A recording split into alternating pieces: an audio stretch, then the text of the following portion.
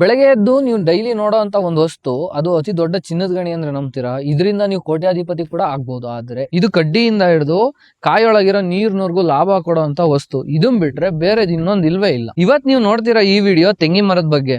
ನಿಮಗೆ ತೆಂಗಿನ ಮರದ ಬಗ್ಗೆ ಇರೋಂತ ಯೋಚನೆನ ಬದಲಾಯಿಸ್ಬಿಡುತ್ತೆ. ಈ ವಿಡಿಯೋನ ಸ್ಕಿಪ್ ಮಾಡ್ದಂಗ್ ನೋಡ್ರಿ. ಲಿಟ್ರಲಿ ನಿಮಗೆ ಒಂದು ಬಿಸ್ನೆಸ್ ಐಡಿಯಾ 100% ಬಂದೇ ಬರುತ್ತೆ.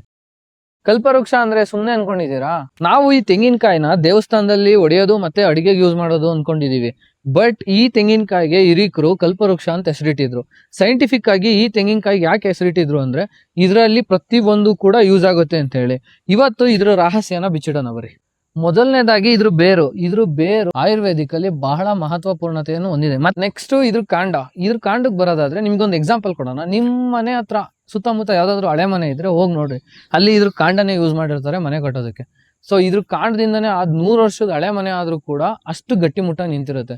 ಈಗ್ಲೂ ಕೂಡ ನಿಜ ಹೇಳ್ತಿದೀನಿ, ಮಾರ್ಕೆಟ್ ಅಲ್ಲಿ ಇದ್ರ ಕಾಂಡಕ್ಕೆ ಹೆವಿ ಡಿಮ್ಯಾಂಡ್ ಇದೆ. ಇನ್ನ ಟೌನ್ಗಳ ಕಡೆ ಪೊರ್ಕೆ ಅಂದ್ರೆ ಬರೀ ಪ್ಲಾಸ್ಟಿಕ್ ಇಂದ ಇರುತ್ತೆ. ಆದ್ರೆ ನಮ್ಮ ಹಳ್ಳಿ ಕಡೆ ಈಗ್ಲೂ ಕೂಡ ಕೆಲವು ಕಡೆ ಕಡ್ಡಿ ಪೊರ್ಕೆನ ಯೂಸ್ ಮಾಡ್ತಾರೆ. ಸೋಗೆ ಒಣಗಿದ ಮೇಲೆ ಕಡ್ಡಿಗಳನ್ನ ಸಿಗದು ಇದರಿಂದ ಪೊರ್ಕೆ ಕಟ್ತಾರೆ.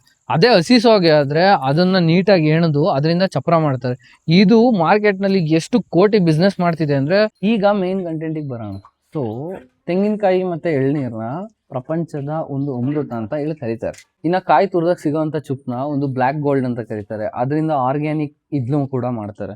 ಸೊ ಇದು ಎಷ್ಟು ಯೂಸ್ಫುಲ್ ಅಂದ್ರೆ ಇದನ್ನ ಅಂತಾರಾಷ್ಟ್ರೀಯ ಮಾರ್ಕೆಟ್ ಅಲ್ಲಿ ಕೋಟ್ಯಾಂತರ ರೂಪಾಯಿಗೆ ಹೋಗುತ್ತೆ. ಇನ್ನ ತೆಂಗಿನಕಾಯಿ ಸುಲ್ದಾಗ ಸಿಗೋಂತ ಮೊಟ್ಟೆಯಿಂದ ನಾರು ಆಮೇಲೆ ಹಾಸಿಗೆ ಒತ್ತಿಸ್ತಾರೆ. ಅಷ್ಟೇ ಅಲ್ಲದೆ ಈಗ ಪ್ರೆಸೆಂಟ್ ಆಗಿ ನಡೀತಿರೋ ಒಂದು ಬಿಸ್ನೆಸ್ ಅಂದ್ರೆ ಅದರಿಂದ ಸ್ಕ್ರಬ್ಬರ್ ಕೂಡ ಮಾಡ್ತಿದ್ದಾರೆ. ಈಗ ಇದು ಬೂಮ್ ಆಗ್ತಿರೋಂತಹ ಒಂದು ಬಿಸ್ನೆಸ್ ಆಗಿದೆ. ಸೊ ನೀವು ಯೋಚನೆ ಮಾಡಿ, ನೀವು ಬೆಳೆಯುವಂತ ಈ ಎಲ್ಲಾ ಪ್ರಾಡಕ್ಟ್ಸ್ ನ ಯಾರೋ ತಗೊಂಡೋಗಿ ಬಿಸ್ನೆಸ್ ಮಾಡ್ತಿದ್ದಾರೆ. ಯಾಕೆ ನಿಮ್ ಕೈಲೇ ಮಾಡಕ್ಕಾಗಲ್ವಾ? ಒಂದ್ಸಲ ಟ್ರೈ ಮಾಡಿ ನೋಡಿ ಅಲ್ಲ. ನಮ್ ಕರ್ನಾಟಕದಲ್ಲಿ ತೆಂಗು ಒಂದು ಪ್ರಮುಖವಾದ ಬೆಳೆ.